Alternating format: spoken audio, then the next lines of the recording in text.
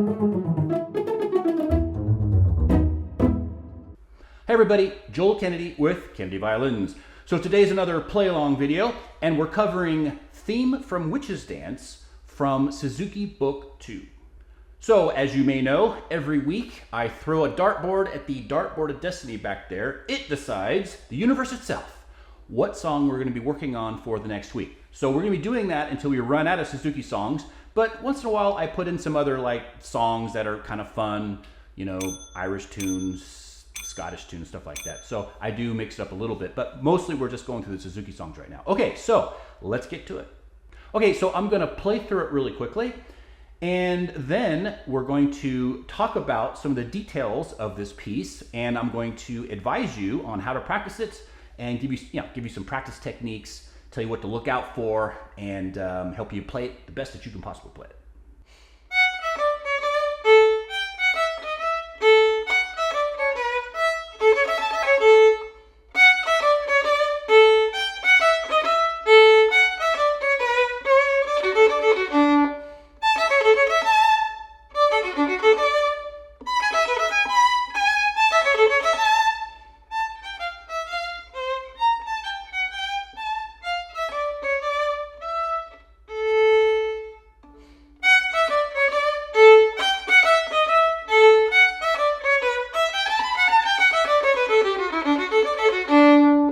Okay, that's that. Okay, so first of all, the time signature is 2/4, right? So that means that the quarter note gets the beat when you put the metronome on, and it's the equivalent of 2 quarter notes per measure, which is a little bit different than usual. And our key signature is 2 sharps, F sharp, C sharp, which is the key of D major. Okay, so what does that mean though for our left hand? Well, realistically, let's talk about the second finger, right? Because remember, on the violin, when we change the key signature, add sharps or flats or whatever, usually the second finger is the first finger that's affected. Okay, so you will have a high second finger on the G, the D, and the A, and a low second finger on the E, right? So that high second finger on the G is your B natural, high second finger on the D is your F sharp, high second finger on your A is your C sharp, then low second finger on your E is your G natural. Okay, and then the first fingers are the same all the way across. Third fingers are, the same for this piece. They're going to be all the same as well, except we do have some accidentals. So let's talk about the piece a little bit. Okay, so let's talk about the articulation a little bit. We have an interesting articulation here, which is, remember, Suzuki's always trying to teach you something, right? So they really are teaching you some bow control in this piece.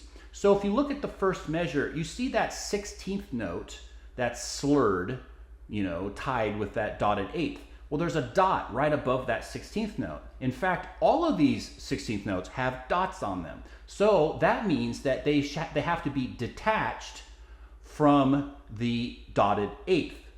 So you have to stop your bow. But it's a slur, right? So the slur is just saying, play these 2 notes in one bow stroke, but stop your bow. Right? So it's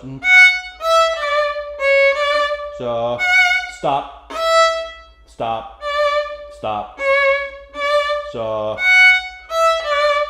just practice it like this. The trick is to stop your bow before that 16th note. Right? Here's the next one. So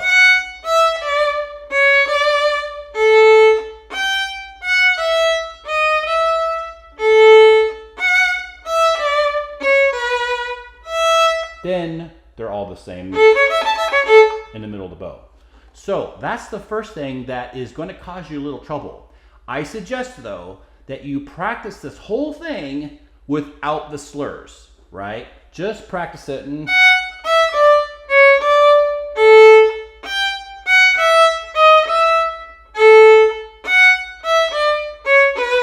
then put the slur in.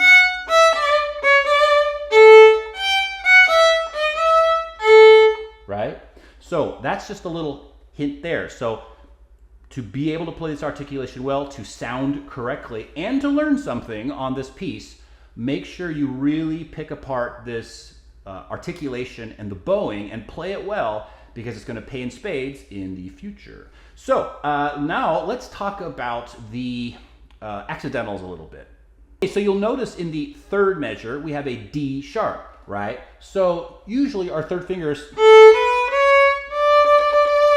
going to be just touching that high second finger and a whole step from the fourth finger, right? So here would be, this is a natural third finger, but now we're going to be raising that third finger, so it's going to be touching the fourth finger, right? And so it's really nice that they give you a fourth finger right after this high third finger, because now you have the opportunity to make sure that that third finger is touching that fourth finger. So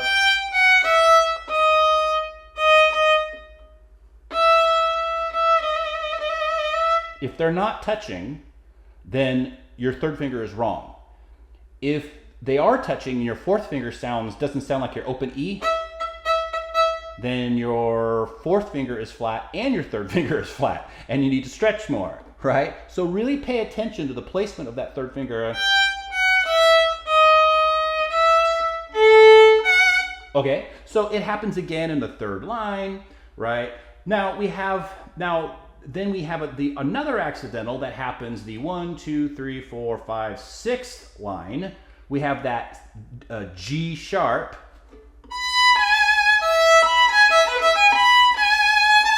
right? So it happens twice, right? So you don't really have any finger references here, right? So you don't have a third finger to touch or a first finger to touch or something like that. So you just have to really listen to it, but just know that it's a high second finger.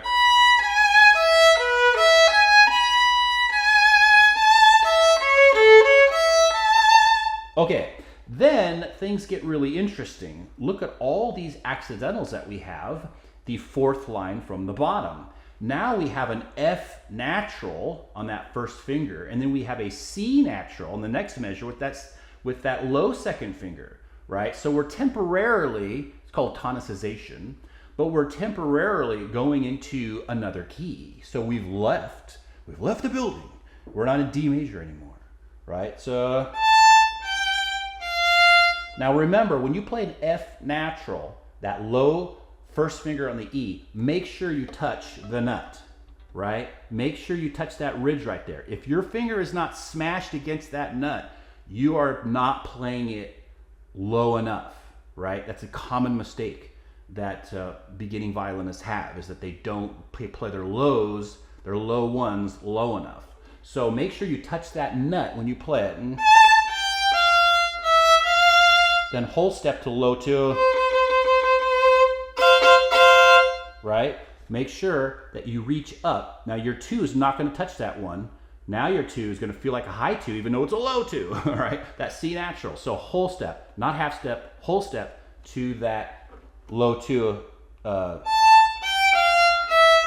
Whole step, then flat 4, and I would keep your low 2 down, right? Because you're teaching your hand that stretch. If you do this and pick up your fingers, you're not learning anything. You're just basically throwing at the dartboard of destiny, right? So make sure you keep that low second finger down. So keep it down. Then make sure that third finger is touching that low 4. Now you've got your F sharp back. Right? So these 4 measures right here, right? The fourth line from the bottom. This is a really good opportunity for you to think about your finger spacing. When you're playing the violin, you really want to think about what is the distances between these fingers? What are the relationships of the fingers that I'm playing on the violin? Knowing that and thinking about that is going to help you with your pitch a lot, right? So really notice these distances that I'm talking about and practice it without the slur at first.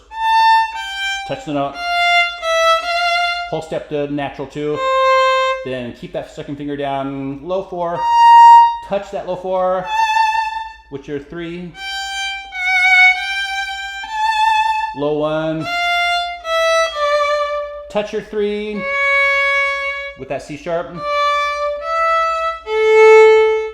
we're back to D major. Okay, so the one other thing that I would point out that's not accidentals is make sure that you are playing all of these triplet figures in the middle of the string. So what am I talking about? If I start from the beginning, so I'm in the middle, right?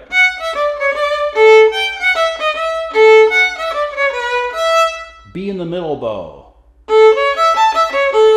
Pick up.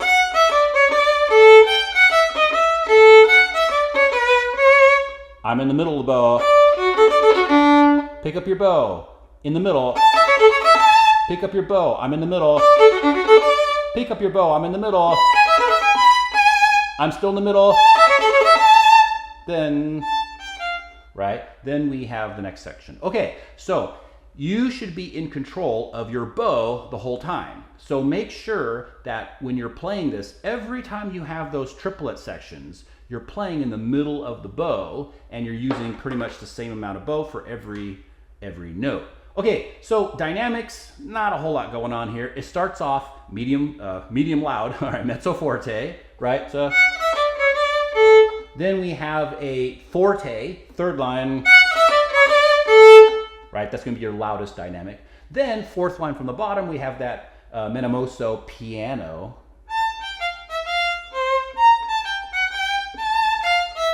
A retard. You should play that fourth finger, even though it says open.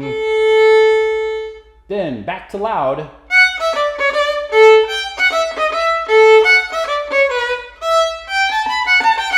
Now, a lot of people have some difficulty with this part right here, but all you have to do, and I'm talking about the second line from the bottom, second measure to the end, you want to make sure you stop your bow on that open E. Well, that's like the last measure of the second line from the bottom. So,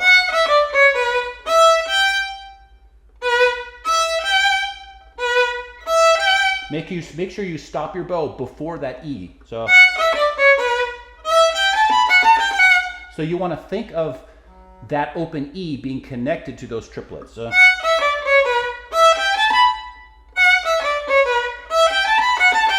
You want to think of that open E as a pickup to those triplets.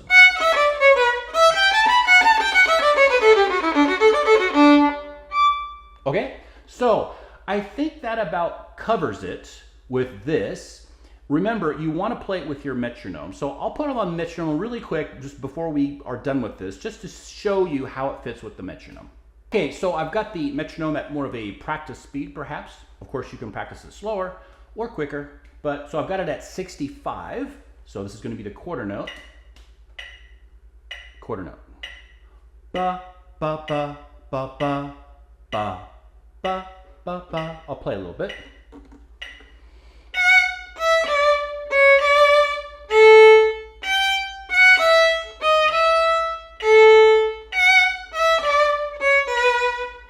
Triplets. Pick up your bow.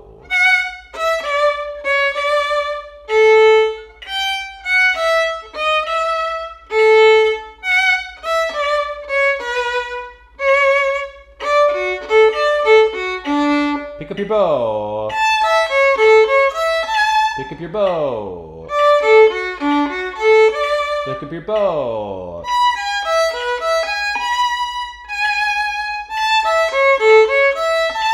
Piano.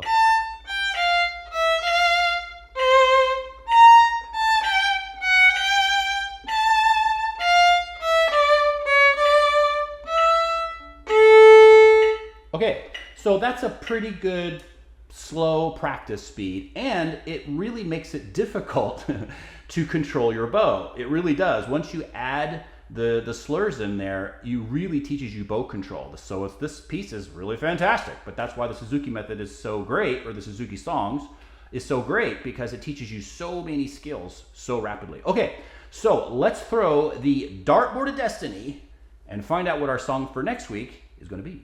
Okay, I have my weapon in hand. Put your pets away. Let's see what the piece for next week is going to be. Okay. Book 3 Gavotte. So it's going to be Suzuki Book 3 Gavotte, and it says in G minor. Apparently that's important. Okay, so hope the video helped, guys. Don't forget to subscribe to the channel. We're doing pretty good with the subscribers. It's kind of going up faster and faster, so that's good. It tells me that you guys like the content. It seems like we have a lot of views on the shorts, so people like the shorts in particular, it seems like. Anyway, please like and subscribe, and if you have comments, put them below. I answer pretty much all the questions. So with that, I hope you guys have a good time practicing, and have a great day.